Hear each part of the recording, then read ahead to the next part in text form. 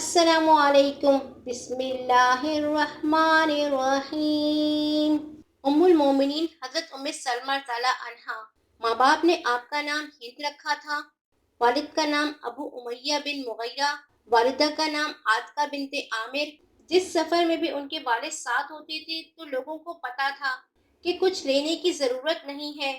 یہ مسافروں اور اپنے ساتھ سفر کرنے والوں کا بہت خیال رکھتے تھے۔ حوالہ فضائل اعمال اور حیات صحابہ۔ ام المومنین حضرت ام سلمہ تعالیٰ عنہا حضور اکرم صلی اللہ علیہ وسلم سے پہلے حضرت ابو سلمہ تعالیٰ عنہ صحابی کے نکاح میں تھیں۔ دونوں میں بہت ہی محبت اور تعلق تھا، جس کا اندازہ اس قصے سے ہوتا ہے کہ ایک مرتبہ ام سلمہ تعالیٰ عنہا نے ابو سلمہ تعالیٰ عنہ سے کہا کہ میں نے یہ سنا ہے کہ اگر مرد اور عورت دونوں جنتی ہوں اور عورت مرد کے بعد کسی سے نکاح نہ کرے تو وہ عورت جنت میں اسی مرد کو ملے گی، اسی طرح اگر مرد دوسری عورت سے نکاح نہ کرے تو وہی عورت اس کو ملے گی۔ اس لیے لاؤ ہم اور تم دونوں عہد کر لیں کہ ہم میں سے جو پہلے مر جائے تو دوسرا نکاح نہ کرے۔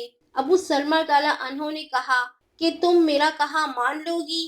ام سلمہ تعالیٰ عنہا نے کہا کہ میں تو اسی واسطے مشورہ کر رہی ہوں کہ تمہارا کہنا مانوں۔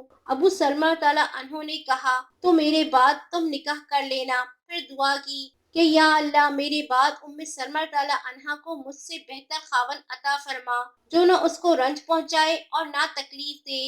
ابتدائے اسلام میں دونوں میاں بیوی نے حبشہ کی ہجرت ساتھ کی۔ وہاں جا کر ایک لڑکا پیدا ہوا جس کا نام سلمہ تعالیٰ عنہ تھا۔ اس کے بعد واپسی پہ مدینہ منورہ کی ہجرت کی، جس کا مفصل قصہ خود ام سلمہ تعالیٰ عنہا بیان کرتی ہیں کہ جب ابو سلمہ تعالیٰ عنہ نے ہجرت کا ارادہ کیا تو اپنے اونٹ پر سامان لادا اور مجھے اور میرے بیٹے سلمہ تعالیٰ عنہ کو سوار کرایا اور خود اونٹ کی نکیل ہاتھ میں لے کر چلے۔ میرے میکے کے لوگ بنو مغیرہ نے دیکھ لیا۔ انہوں نے ابو سلمہ تعالیٰ عنہ سے کہا کہ تم اپنی ذات کے بارے میں تو آزاد ہو سکتے ہو، مگر ہم اپنی لڑکی کو تمہارے ساتھ کیوں جانے دیں کہ یہ شہر در شہر پھرے۔ یہ کہہ کر اونٹ کی نکیل ابو سلمہ تعالیٰ عنہ کے ہاتھ سے چھین لی اور مجھے زبردستی واپس لے آئے۔ میرے سسرال کے لوگ بنو عبد الاسد کو، جو ابو سلمہ تعالیٰ عنہ کے رشتے دار تھے، جب اس قصے کی خبر ملی تو وہ میرے میکے والوں بنو مغیرہ سے جھگڑنے لگے کہ تمہیں اپنی لڑکی کا تو اختیار ہے، مگر ہم اپنے لڑکے سلمہ تعالیٰ عنہ کو تمہارے پاس کیوں چھوڑ دیں، جبکہ تم نے اپنی لڑکی کو اس کے خاوند کے پاس نہیں چھوڑا۔ اور یہ کہہ کر میرے لڑکے سلمہ تعالیٰ عنہ کو مجھ سے چھین لیا۔ اب میں اور میرا لڑکا اور میرا شوہر تینوں جدا جدا ہو گئے۔ خاوند تو مدینہ چلے گئے، میں اپنے میکے میں رہ گئی اور بیٹا اپنے ددھیال میں پہنچ گیا۔ میں روز میدان میں نکل جاتی اور شام تک رویا کرتی۔ اسی طرح پورا 1 سال مجھے روتے گزر گیا۔ نہ میں خاوند کے پاس جا سکی، نہ بچہ مجھے مل سکا۔ ایک دن میرے ایک چچا زاد بھائی نے میرے حال پر ترس کھا کر اپنے لوگوں سے کہا تمہیں اس مسکینہ پر ترس نہیں آتا کہ اس کو بچہ اور خاوند سے تم نے جدا کر رکھا ہے، اس کو کیوں نہیں چھوڑ دیتے؟ غرض میرے چچا زاد بھائی نے کہہ سن کر اس بات پر ان سب کو راضی کر لیا۔ انہوں نے مجھے اجازت دے دی کہ تو اپنے خاوند کے پاس جانا چاہتی ہے تو چلی جا۔ یہ دیکھ کر بنو عبد الاسد نے بھی لڑکا دے دیا۔ میں نے ایک اونٹ تیار کیا اور بچہ گود میں لے کر اونٹ پر تنہا سوار ہو کر مدینہ کو چل دی۔ 3-4 میل چلی تھی کہ تنعیم میں عثمان بن طلحہ مجھے ملے۔ مجھ سے پوچھا کہ اکیلی کہاں جا رہی ہو؟ میں نے کہا اپنے خاوند کے پاس مدینہ جا رہی ہوں۔ انہوں نے کہا کہ کوئی تمہارے ساتھ نہیں؟ میں نے کہا کہ اللہ کی ذات کے سوا کوئی نہیں ہے۔ انہوں نے میرے اونٹ کی نکیل پکڑی اور آگے آگے چل دیے۔ خدا کی قسم مجھے عثمان سے زیادہ شریف آدمی کوئی نہیں ملا۔ جب اترنے کا وقت ہوتا وہ میرے اونٹ کو بٹھا کر خود علیحدہ درخت کی آڑ میں ہو جاتے، میں اتر جاتی، اور جب سوار ہونے کا وقت ہوتا اونٹ کو سامان وغیرہ لاد کر میرے قریب بٹھا دیتے، میں اس پر سوار ہو جاتی، وہ آ کر اس کی نکیل پکڑ کر آگے آگے چلنے لگتے۔ اسی طرح ہم مدینہ منورہ پہنچے۔ جب قباء میں پہنچے تو انہوں نے کہا تمہارا خاوند یہی ہے۔ اس وقت تک ابو سلمہ تعالیٰ عنہ قباء ہی میں مقیم تھے۔ عثمان مجھے وہاں پہنچا کر خود مکہ مکرمہ واپس ہو گئے۔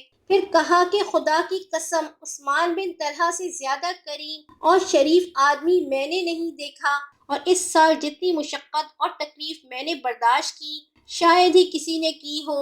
حضرت ام سلمہ تعالیٰ عنہ فرماتی ہے کہ جب میں مدینہ آئی تو میں نے مدینہ والوں کو بتایا کہ میں ابو امیہ بن مغیرہ کی بیٹی ہوں، لیکن ان لوگوں نے میری اس بات کو نہ مانا۔ پھر ان میں سے کچھ لوگ حج کو جانے لگے تو انہوں نے کہا کیا تم اپنے خاندان والوں کو کچھ لکھو گی؟ چنانچہ میں نے انہیں خط لکھ کر دیا۔ جب وہ لوگ حج کر کے مدینہ واپس آئے تو انہوں نے بتایا کہ یہ ٹھیک کہہ رہی ہیں۔ اس سے مدینہ والوں کی نگاہ میں میری عزت اور بڑھ گئی۔ مدینہ منورہ پہنچ کر ایک لڑکا عمر تعالیٰ عنہ اور دو لڑکیاں درہ اور زینب پیدا ہوئی۔ ابو سلمہ تعالیٰ عنہ 10 آدمیوں کے بعد مسلمان ہوئے تھے۔ بدر اور احد کی لڑائی میں بھی شریک ہوئے تھے۔ احد کی لڑائی میں ایک زخم آ گیا تھا جس کی وجہ سے بہت تکلیف اٹھائی۔ اس کے بعد سفر 4 ہجری میں ایک سریہ میں تشریف لے گئے تو واپسی میں وہ زخم پھر ہرا ہو گیا اور اسی میں 8 جمادی الاخری 4 ہجری میں انتقال کیا۔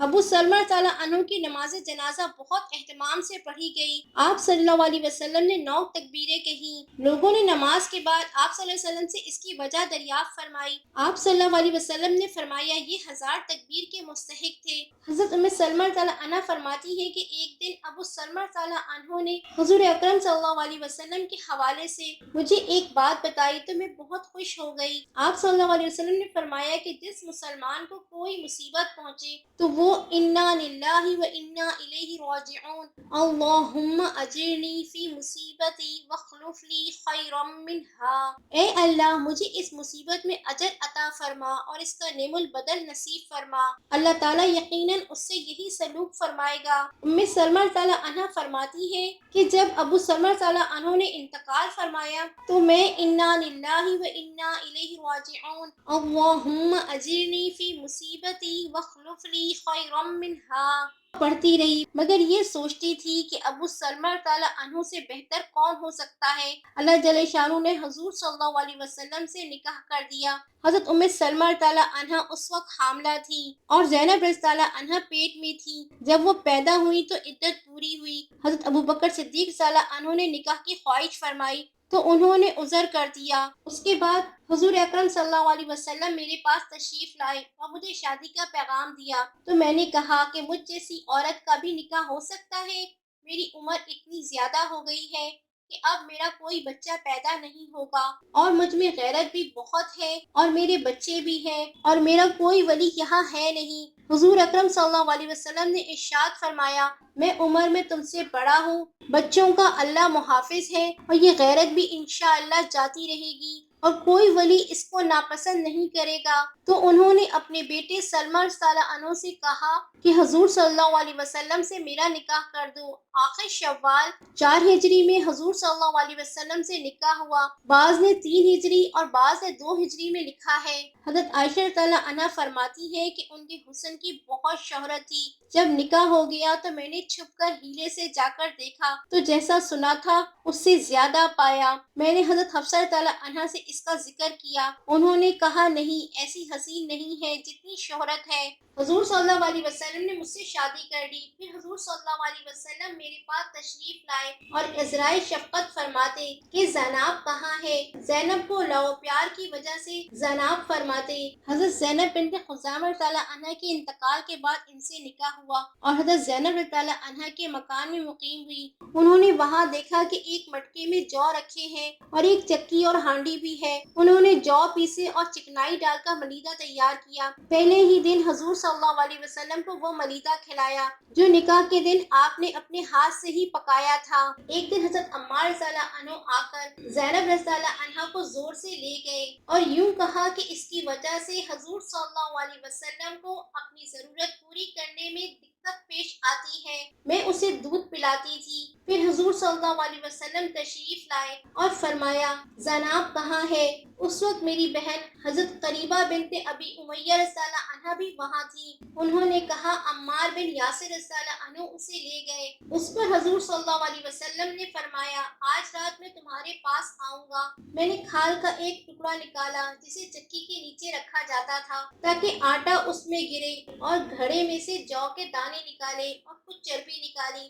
پھر چربی ملا کر حضور صلی اللہ علیہ وسلم کے لیے ملیدہ تیار کیا۔ چنانچہ وہ رات حضور صلی اللہ علیہ وسلم نے میرے یہاں گزاری اور صبح کو فرمایا تم اپنے خاندان میں عزت والی ہو، اگر تم چاہو تو میں تمہارے لیے باری کی 7 راتیں مقرر کر دوں، لیکن یہ خیال رکھنا کہ اگر تمہارے لیے 7 راتیں مقرر کروں گا تو باقی بیویوں کے لیے بھی 7 راتیں مقرر کرنی ہوں گی۔ آپ رضی اللہ عنہا انتہائی عقل مند اور معاملہ فہم خاتون تھی۔ صلح حدیبیہ کی صلح میں انہوں نے حضور صلی اللہ علیہ وسلم کو نہایت مفید مشورہ دیا۔ آپ رضی اللہ عنہا صلح حدیبیہ کے موقع پر حضور اکرم صلی اللہ علیہ وسلم کے ہمراہ تھی۔ مسلمان شرائط صلح سے مطمئن نہ تھے، اس لیے احرام کھولنے پر آمادہ نہ تھے۔ رسول اللہ صلی اللہ علیہ وسلم اس صورتحال سے نہایت پریشان تھے۔ سلمہ رضی اللہ عنہا نے مشورہ دیا کہ آپ صلی اللہ علیہ وسلم حلق فرما کر احرام کھول دیں اور اونٹ ذبح کر دیں۔ رسول اللہ صلی اللہ علیہ وسلم نے ایسا کیا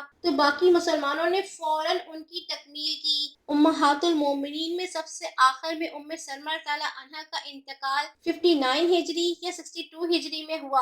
انا للہ و انا الیہ راجعون۔ اس وقت آپ رضی اللہ عنہا کی عمر 84 برس تھی، اس لحاظ سے نبوت سے تقریباً 9 برس پہلے پیدا ہوئی۔ آپ رضی اللہ عنہا کی نماز جنازہ حضرت ابو ہریرہ رضی اللہ عنہ نے پڑھائی۔ بعض نے کہا کہ حضرت زید بن ثابت رضی اللہ عنہ نے پڑھائی۔ آپ صلی اللہ علیہ وسلم کی ازواج مطہرات حدیث کا خزانہ تھی۔